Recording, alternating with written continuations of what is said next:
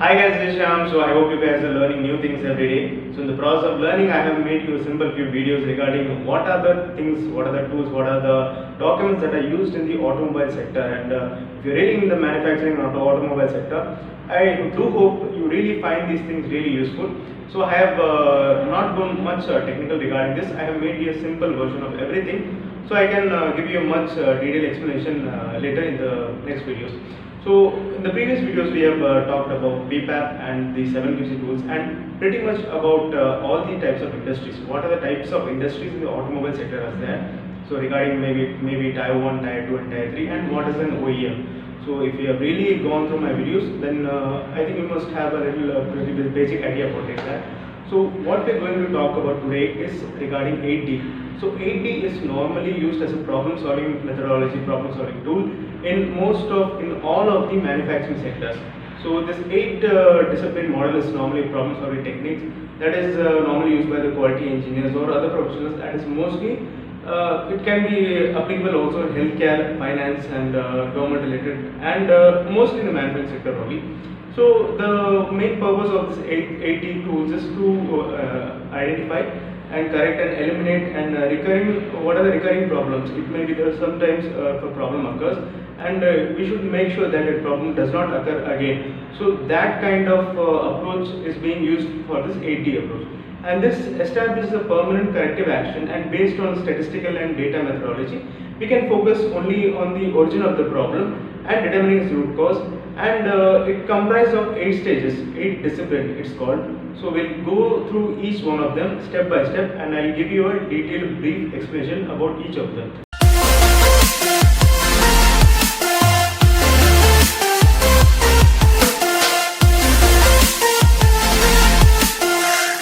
So before explaining about the 8D tools and techniques, let me tell you that this wasn't developed in the recent years, but it was developed almost 30 years back by the parent company Ford Motors. What they did is, on the year 1987, they released a manual. It's called Team Oriented Problem Solving Manual. In that manual, they have explained everything about the 8D techniques, what are the tools and techniques used to solve this problem and how to come out of the problem and prevent and give a permanent solution for that problem. So why it is called an 8D techniques? Because it doesn't involve a single problem solving method, but it involves different 8D steps. So all these steps are combined together called 8D techniques.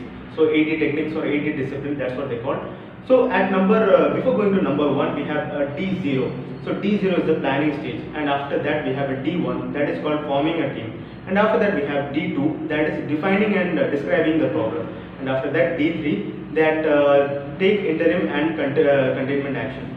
And after that we have D4. For D4 we have analyze the root cause, and after D5 we have formulate and select corrective action. And after D5 we have D6, that is implement and validate the corrective action, and at D7 we have identify and implement the preventive action, and at the last D8 we have recognizing the team and individuals. So the first step of the problem solving technique is called D0. So D0 is the planning stage of the 8D technique. So before you take any action on the job to solve the problem, you need to plan to identify the appropriate people and the resource for the job. So at the minimum, your plan should include a basic description of the problem and time frame from resolving the problem based on the risk and what are the resources available.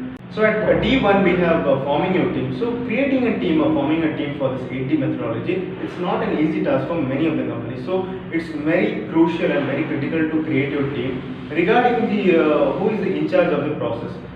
Suppose if you are the only person that is going to make the 8D document, then it's really very difficult since you don't have the first hand knowledge of this product. So you have to involve someone of the relative department, someone of the selective department or the supervisor or the work in charge who is the responsible for creating the product. You have to involve them. So it's not basically a paperwork. So you have to involve every person of each team and you have to form your team, and after that you have to start working on that. So the next step in this process is called defining the problem. So D2, defining the problem. So this step normally involves the gathering of data and details of the defect part and to describe the problem completely. Another area where most of them we have struggled regarding this issue.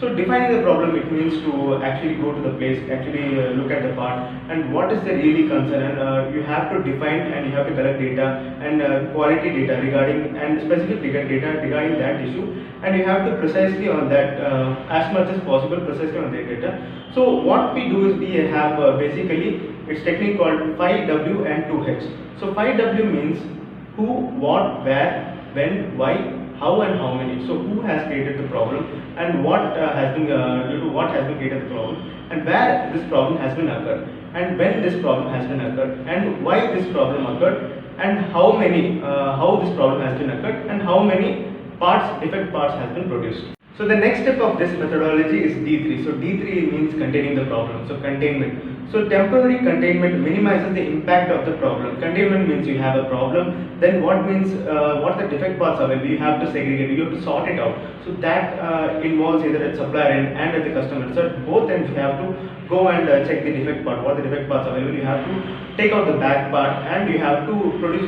keep all the good parts. So the good part is reduced for the produce, and you have to take out the bad part. So that is mainly the containment action. So this what it really means is in some cases it's really a normal visual effect, so it does not really matter. But in some times what happens is it really affects the function and the fitment of the product.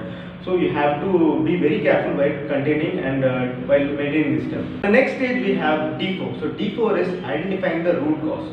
So here we have created a team, we have made a plan, and we have almost contained everything. But we have to find what is the root cause, what is the real cause of why this defect has been produced. So with the temporary problem already contained, now we can turn to analyze the root cause. So root cause, we have many analyzing techniques. So one of the, we're going to talk about mainly the three techniques that is used for the probleming and to define the root cause of this issue. So the first one is the 5 why. So 5 why in the sense we have like in the format we have 5 whys in the downside. So suppose I am taking a problem, so we have a problem regarding a defect. So why this defect has been produced? So you have to give a reason for that one. Suppose you have, let me tell you by a daily example. So suppose you have missed the bus, or you have come late to the office. So you have come late to the office. Why did you have came late to the office? Because you have missed the bus. So there is another why for that question. So you have missed the bus. Why did you miss the bus?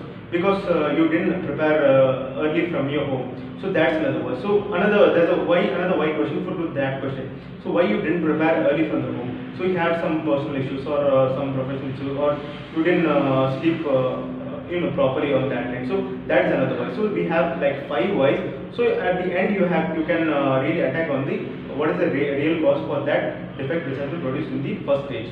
And another one is the fishbone diagram. So fishbone diagram I have already explained in the before video regarding the 7 QC tools, that what is the factor, what is the 4M factors, what is the man factor, what is the machine factor, what is the measurement factor, and what is the middle factor that contribute to the defect.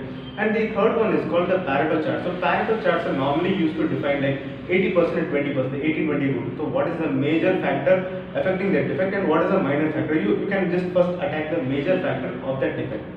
So this is basically called the fourth stage of the 80 technique. So at the next stage we have D5. So D5 is normally analyze and select corrective action. So in the before stage we have analyzed and we have checked what is the real root cause of that issue. We have found out what has been made to cause this defect. So now it's time for us to act on this problem, why that defect has been occurred. So what is the root cause of that one? So we are going to attack on that one. So after your team has described everything, so we can use we have to use normally brainstorming sessions. We have affinity diagram that can help organize and ideas based on the relationship and determining the most effective course of action in this stage of 80. So the next step on this 80 is called D6. So D6 is called implement and validate corrective actions. So in this before techniques we have found the root cause, we have identified the action and action plan regarding to the defect. So what we are going to now do is we have to implement the action plan. We have to make sure that whatever action we have suggested that this will work against the root cause have to be implemented, and we have to verify whether this support for example there is a fixture, okay, so there is a defect in the fixture. Due to that defect in the fixture or the machine or a tool, for that the part has been produced, so you have to replace the tool or you have to make correction in the fixture. So that correction need to be done in this stage. So apart from implementing this corrective action, we have to make sure that the person who are working at this stage has been educated and has been trained for this new correction. What are the changes that is going to be done? Are they educated regarding the defect? Or do they know that this defect has been produced and they are doing a specific correction to make sure that this defect does not occur again? So the next stage of this 80 we have D7. So D7 is basically called implement preventive action. So in the before steps, we have what we did is we have identified the root cause, we have taken action regarding that root cause, and we have implemented an action regarding that. But we have to make sure that this defect does not occur again. Maybe for example, a tool has been broken while running the machine, so the tool has been replaced, but we have to make sure that it does not break again 1 month later or 2 months later. So what is the action plan to not make a reoccurrence of that?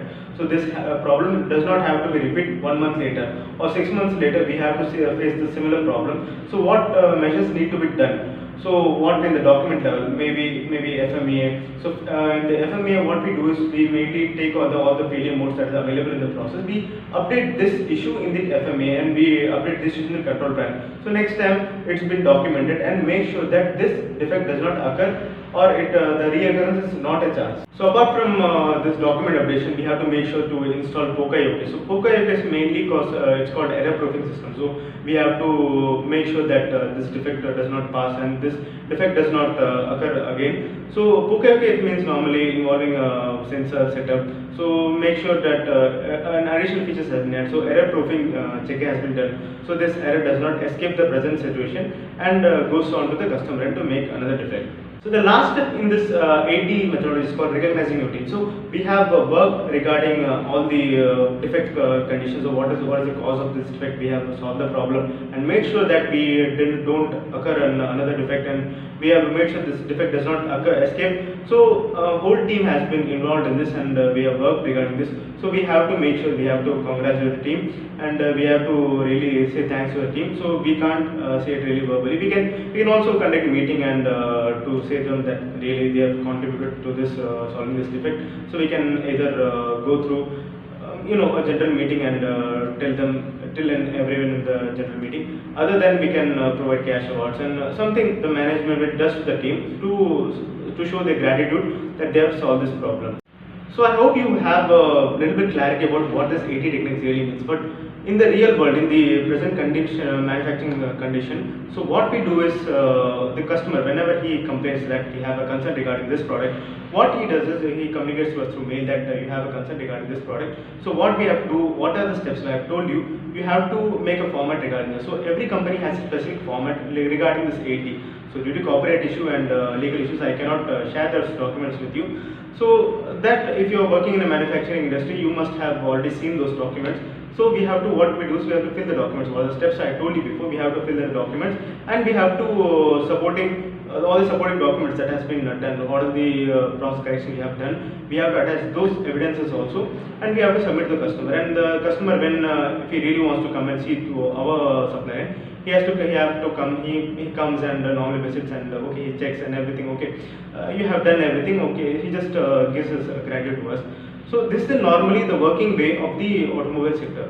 So I hope you guys have learned something from this video. I hope I'm much more informative about this. So if you really like the video, just click on the like button, and if you want more updates regarding this, do press the subscribe button, and if you want to get an instant notification regarding this, just press the bell icon nearby to the subscribe button, so you can have instant notification during my next update video. So that's it guys, thank you and I hope you really enjoyed this video. Thank you guys.